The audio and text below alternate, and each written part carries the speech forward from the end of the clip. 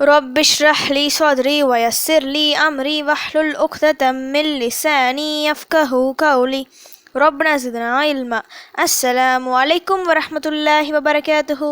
Welcome to கீரு ஜன்னாயம். தஸ்னிம் எல்லாரும் எப்படி இருக்கீங்க? நல்லா இருக்கீங்களா? அல்ஹம்துலில்லாஹ்.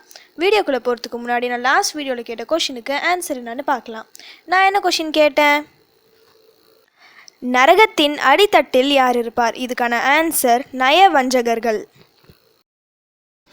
ஒருவரை வரம்பு மீறி புகழ்வது மார்க்கத்தில் அனுமதிக்கப்படாத ஒரு விஷயம். புகழ் அனைத்தும் அல்லாஹ் ஒருவனுக்கே. அவனை அதிகமாக புகழ வேண்டும். அல்லாஹ் சுப்ஹானஹு வ தஆலா தன் அடியான் தன்னை நினைவு கூற வேண்டும், தனக்கு நன்றி செலுத்த வேண்டும், தன்னை புகழ வேண்டும் என விரும்புகின்றான்.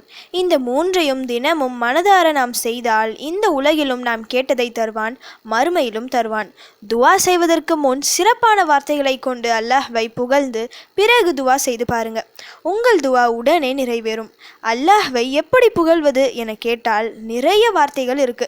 அதுல சிறந்த வார்த்தைகளை கொண்ட ஒரு துவாவை இன்னைக்கு நான் சொல்றேன். சஹாபி ஒருவர் நபி ஸல்லல்லாஹு அலைஹி வஸல்லம் அவர்களிடம் எனக்கு ஏதாவது ஒரு துவாவை கற்றுத்தாருங்கள் என கேட்டபோது நபி ஸல்லல்லாஹு அலைஹி வஸல்லம் அவர்கள் இந்த துவாவை கற்றுத்தந்தார்கள். நாமும் இதை ஓதி துவா செய்யும் போது என்ன தேவை ஆக வேண்டி இருந்தாலும் இன்ஷா அல்லாஹ் அது கைகூடி வரும். கோடி கடன் இருந்தாலும் அவை எல்லாம் அடைய அல்லாஹ் ஒரு வழியை காட்டுவான். மனதில் 1000 கவலைகள் இருந்தாலும் அவை அனைத்தையும் ஒரு நொடியில் நீக்கி விடுவான். அவ்வளவு சிறப்பான அந்த துவா என்னன்னு இப்போ பார்க்கலாம். لا إله إلا الله وحده لا شريك له الله أكبر كبيرا والحمد لله كثيرا سبحان الله رب العالمين لا حول ولا قوة إلا بالله العزيز الحكيم.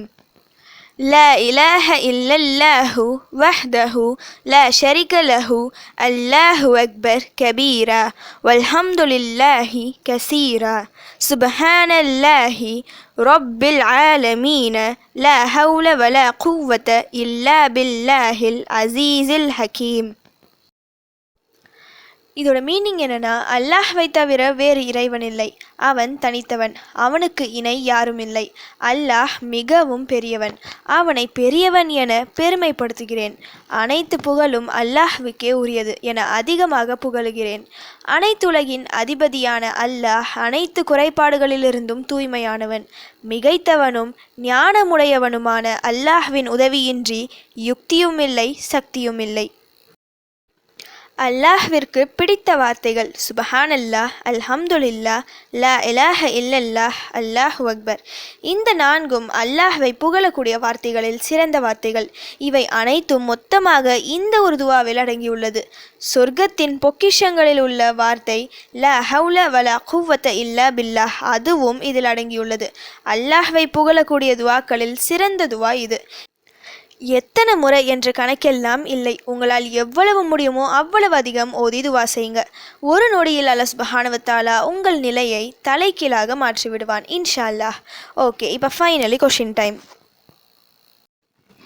நரகவாசிகளை கட்ட பயன்படும் சங்கிலியின் நீளம் என்ன? இதுதான் இன்னைக்கான கொஷின். இதுக்கு உங்களுக்கு ஆன்சர் தெரிஞ்சா ப்ளீஸ் கமெண்ட் பண்ணுங்கள்.